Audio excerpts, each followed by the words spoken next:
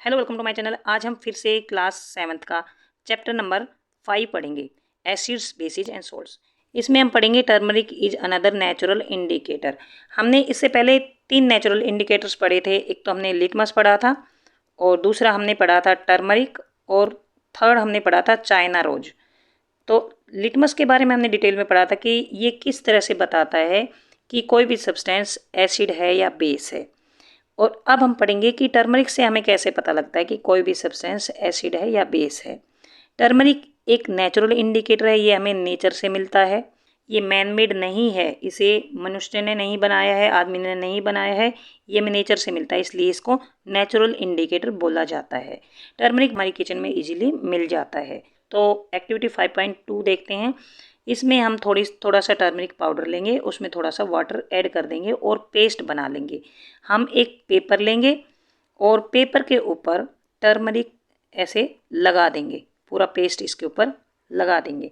हम थोड़ी देर इसको सूखने देंगे और अब हम थोड़ा सा सोप सॉल्यूशन लेंगे। साबुन जो होता है उसको पानी में घोल लेंगे थोड़ा सा, तो सोप सॉल्यूशन बन जाएगा।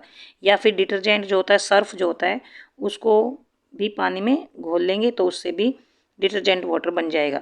तो सोप सॉल्यूशन जो होता है वो बेसिक होता है, मतलब बेस होता है, तो बेसिक इन नेचर होता है वो। अब उस सोप सॉल्यूशन की कुछ ड्रॉप्स हम इस पेपर पर लगाएंगे, डालेंगे इसके ऊपर। कुछ भी लिख सकते हैं, इससे हम ड्रॉप्स डाल सकते हैं या कुछ भी हम डिजाइन बना सकते हैं। तो हम देखेंगे जहाँ जहाँ पर सोप सॉल्यूशन लगा है वहाँ से ये रेड हो जाता है।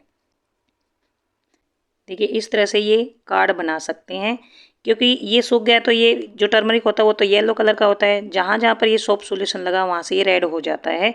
तो इस तरह से ग्रीटिंग कार्ड्स भी हम बना सकते हैं। तो ये रेड क्यों हुआ है? क्योंकि सोप सॉल्यूशन वो बेसिक इन नेचर है, और जब टर्मरिक को बेस के साथ ऐड किया जाता है तो उसका कलर रेड हो जाता है। टर्मरिक प्लस बेस ये हो जाता है रेड। और टर्मरिक में अगर एसिड मिलाया जाता है तो उसका कोई भी इफेक्ट नहीं होता, मतलब वो येलो ही रहता है, जो टर्मरिक का कलर है वैसा ही रहता है। लेकिन बेस मिलाया जाता है तो वो रेड हो जाता है।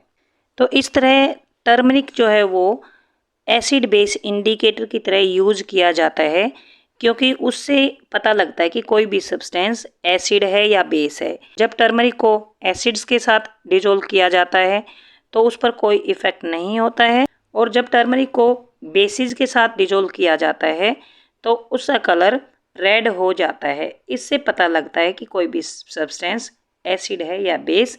सो turmeric is used as acid base indicator and it is natural occurring substance, so this is natural acid base indicator। तो यहाँ तक आपको समझ आ गया होगा कि टर्मरिक कैसे नेचुरल एसिड बेस इंडिकेटर है।